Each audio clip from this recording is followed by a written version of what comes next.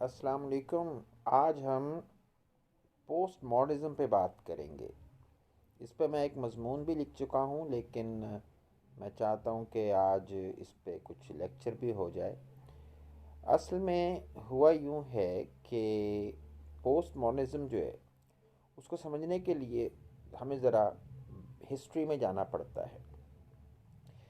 सबसे पहले तो ये है कि जो सनती इनकलाब आया यूरोप में और बिलखुसूस इंग्लैंड में, ये कोई 1750 के करीब करीब इसका आगाज़ हो जाता है। ये जो डेट्स होती हैं वो ऐसे नहीं होती कि इधर आपने डेट दी और उधर से वो शुरू हो गया। अवामिल चलते रहते हैं। बेसिकली आप जानते हैं कि इंग्लैंड की हुकूमत इंडिया पर थी और इसके साथ साथ और भी ममालिक उसके ज़ेर असर थे, लेकिन इंडिया को वो सोने की चिड़िया कहते थे। यहाँ पर आप जानते हैं कि 1707 में जो हमारी हुकूमत है वो ख़त्म हुई। औरंगज़ेब आलमगीर की डेथ हो गई और फिर जो है अनारकी फैल गई, फसाद फैल गया।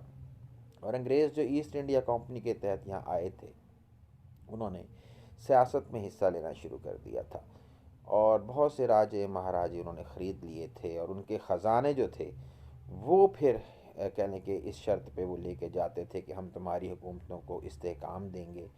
तो उन्होंने असल में मरकज़ियत ख़त्म की और एक वक्त आया कि हुकूमत सिर्फ दिल्ली तक रह गई, बाकी पूरा हिंदुस्तान जो था वो मुख्तलिफ़ हिस्सों में बँट गया था। वो जो दौलत पहुंची इंग्लैंड में, तो वहाँ से फिर ये सनती इनकलाब शुरू हुआ और फिर उस वक़्त तक साइंस भी वहाँ अपने आप को मजबूत कर रही थी। तो मशीन का दौर आया और इस तरह से फिर जब सनती इनकलाब आया तो उससे ये हुआ कि जो वहाँ के देहात में लोग थे वो शहरों की तरफ आए रोज़गार के लिए। जब शहरों की तरफ आए तो वहाँ पे ज़ाहिर है कि एक तो हजूम ज़्यादा हुआ शहरों में, फिर दौलत जो है वो उसकी कहने के एक तकसीम शुरू हुई, हर तबके के पास पैसे आना शुरू हुए। उससे फिर ये हुआ कि जब दौलत आती है तो ख़ुद ब खुद फिर इंसान थोड़ा सा सहूलियात लेता है और सहूलियत के साथ साथ कुछ कहने की ख़ुद गर्जी भी आती है। इंसान अपनी ज़िंदगी अपने तक महदूद रख के शुरू कर देता है अपनी ज़िंदगी गुजारना। तो ये एक लिहाज से मॉडर्न कहने के ज़माना जो है उसकी तरफ इसका आगाज़ होने लगा एक पैसे के बल पे। और उसके साथ फिर अब दीगर बुराइयां भी आने शुरू हुई। और उसी दौरान कुछ ऐसे कहने के राइटर्स थे जो अपना अपना काम कर रहे थे, जिनमें कहने के एक अहम नाम जो था वो हमारे यहाँ फ्राइड का था। फ्राइड ने ये किया कि उसने इंसान को उसी तरह से कहने के डिसेंटर किया जैसे कॉपरनिकस और गैलीलियो ने ज़मीन को डिसेंटर किया और कहा कि सूरज जो है वो मरकज़ है, ज़मीन उसके गिर्द घूमती है। तो इंसान जो है वो असल में किसके गिर्द घूमता है? वो अपने लाशऊर के गिर्द घूमता है। लाशऊर पे हम बात कर चुके हैं। अगर आप चाहें तो मेरा एक दूसरा लेक्चर है इस पे, फ्राइड के ऊपर, साइको एनालिसिस पे, वो आप देख सकते हैं, जिसको यहाँ तफसील से दोहराना मुमकिन नहीं होगा क्योंकि मेरा मौजू जो है पोस्ट मॉडर्निज्म है। लाशऊर क्या है कि इंसान की ख्वाहिशात हैं और सामने मुआशरा है जिसमें रुकावटें हैं, और उन रुकावटों की वजह से फिर क्या होता है कि इंसान अपनी ख्वाहिशात दबा लेता है, लेकिन वो दबती नहीं है, वो किसी न किसी तौर से ज़ाहिर हो जाती हैं।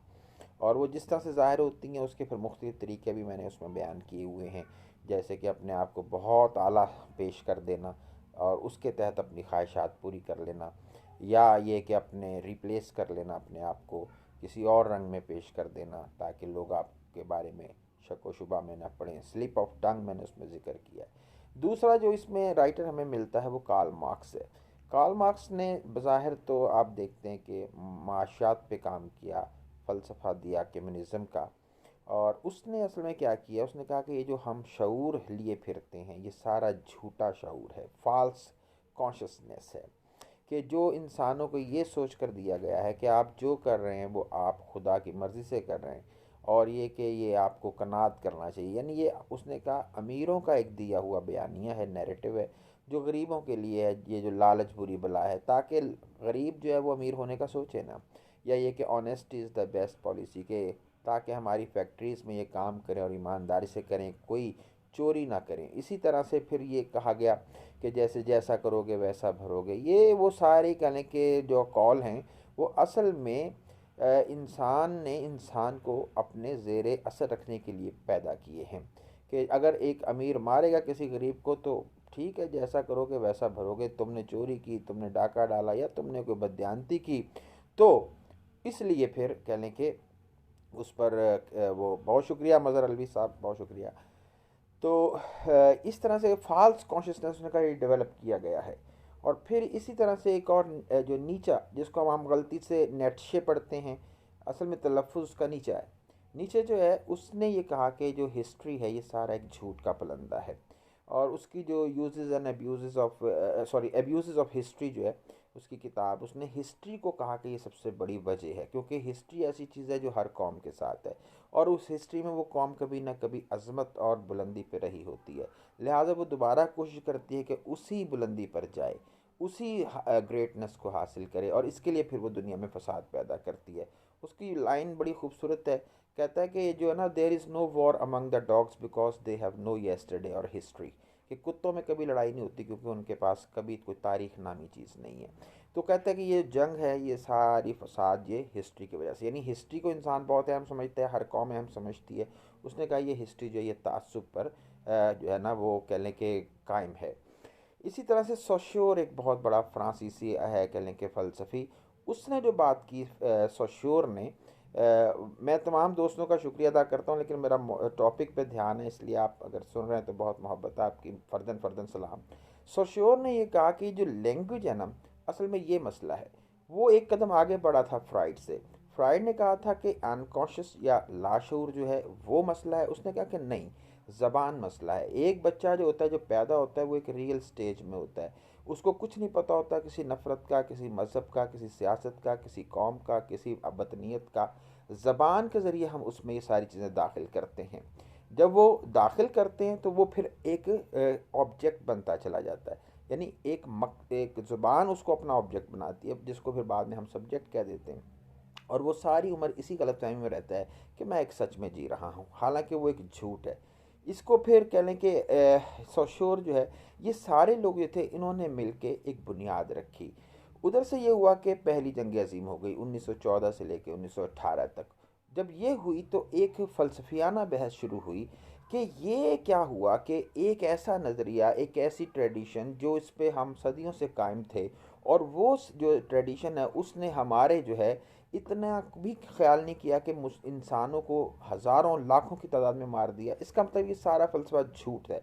उसमें वो मज़हब को भी लाए कि ये भी एक झूठ है जिसने हमें तबाह किया, सियासत पे मबनी जो नज़रियात थे उनको भी रिजेक्ट किया।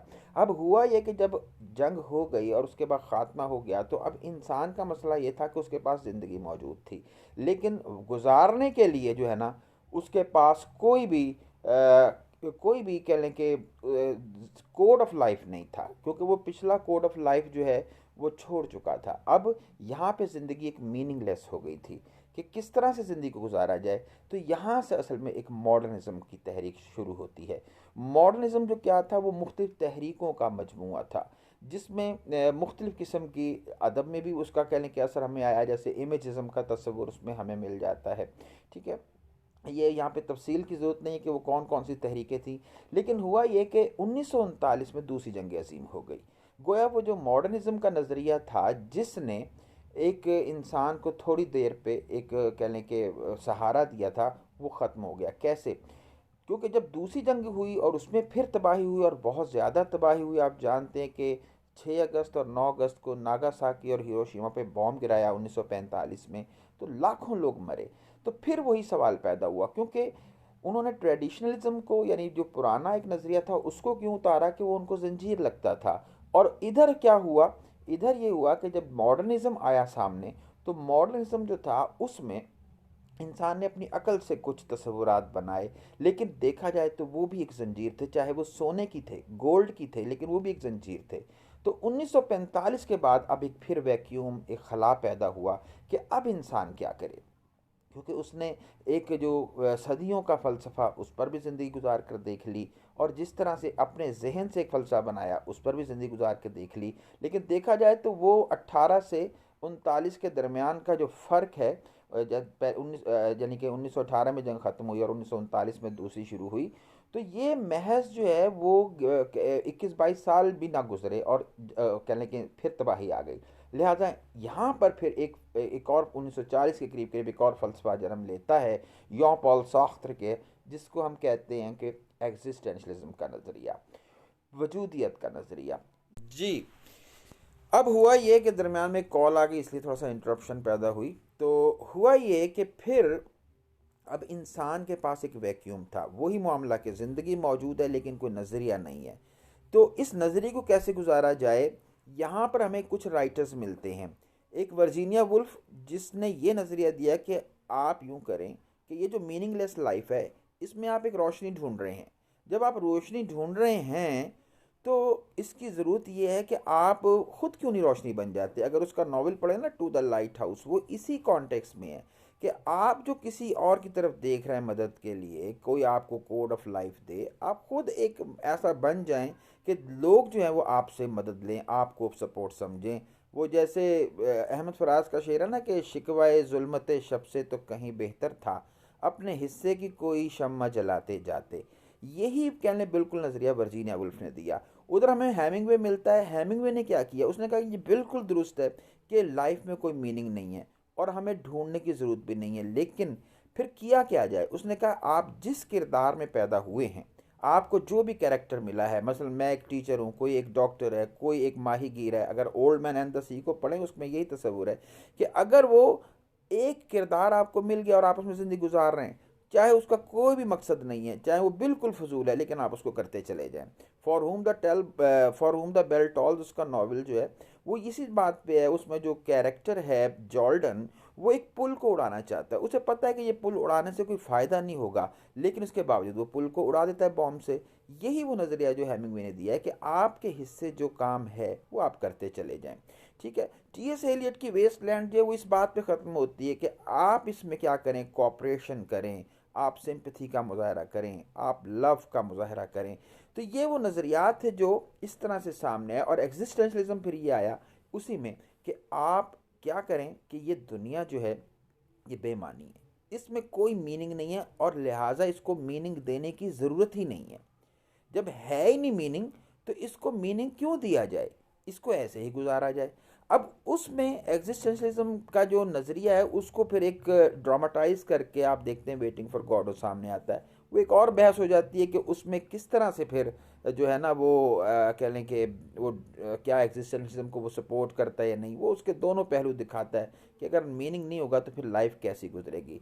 खैर, ये 20 साल का अरसा है जो गुजरता है और 1900 कहीं 60-65 में फिर हमारे सामने एक पोस्ट मॉडर्निज्म का एक हुलिया सा बनना शुरू हो जाता है।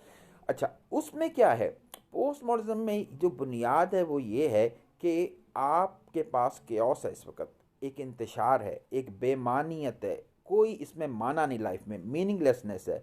तो कहता है don't try to find the meaning, बल्कि एंजॉय द केओस। आप इसी को एंजॉय करें, जो बेमानवियत है, जो मीनिंगलेसनेस है, इसी को एंजॉय करें और रियलिटी को तलाश मत करें, क्योंकि कोई रियलिटी नहीं है।